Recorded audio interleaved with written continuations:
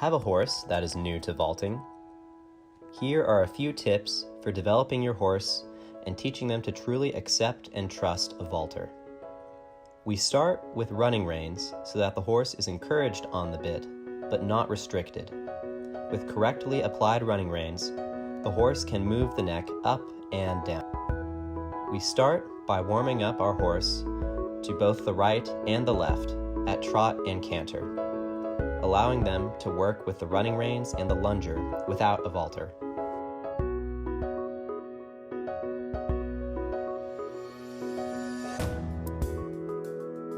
After warming the horse up, we take the horse to the left and begin with vaulting at the walk. Depending on the comfort level of your horse, mount either at the walk or the standstill to begin. The walk is the place to start when introducing new vaulting exercises to a horse. Take the opportunity to instill trust and balance at the walk before taking a new exercise to the canter.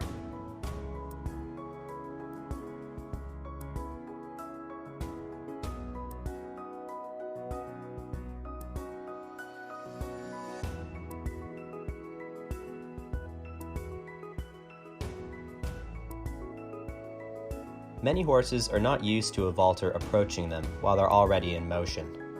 To begin teaching a horse a mount, try approaching at the trot. You can approach at the trot and perform a jump without reaction from the horse. You can consider trying to approach the horse at the canter, and if the horse is ready, perform the mount on as softly and controlled as possible. If the horse isn't quite yet ready for a trot or canter mount, simply mount at the walk or standstill, and then move the horse up to canter from there. It's important to note, from a horse training perspective, that at this stage it's important for the horse to develop trust in the vaulter and vaulting exercises. As a lunger, don't push the horse unnecessarily during this stage. Instead, encourage and instill trust with the vaulting itself. Lunging training can be a separate exercise without a vaulter on the horse. On the vaulter's end, this means it's important for the vaulter to perform every movement softly and in balance with the horse.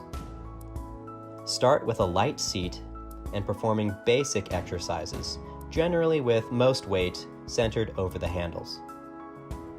Move quickly and lightly in and out of these exercises to start, so that you move away from potential parts of the horse's body where you may have a reaction. Start by staying in places only momentarily, and increase the time you are there as the horse accepts the weight. Always pay attention to how the horse reacts to an exercise. If you have a negative reaction, or the horse is worried by a move, consider going back a step to regain trust with the horse. Don't just ride it out or try to force the horse to accept a move. The best policy is always to go at the horse's pace and not push too much as to overly worry the horse. Each horse is slightly different about the speed in which you can increase vaulting movement and complexity. Give them plenty of praise, and remember that it takes time to produce a fully trained vaulting horse.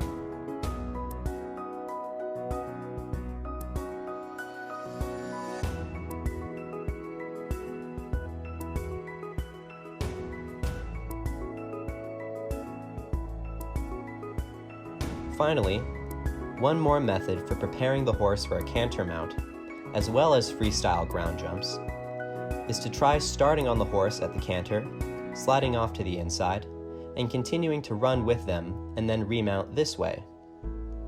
As always, pay attention to how the horse reacts to this. If the horse speeds up, you may need to remount without taking too many steps, or reconsider this step and take it back to an easier alternative.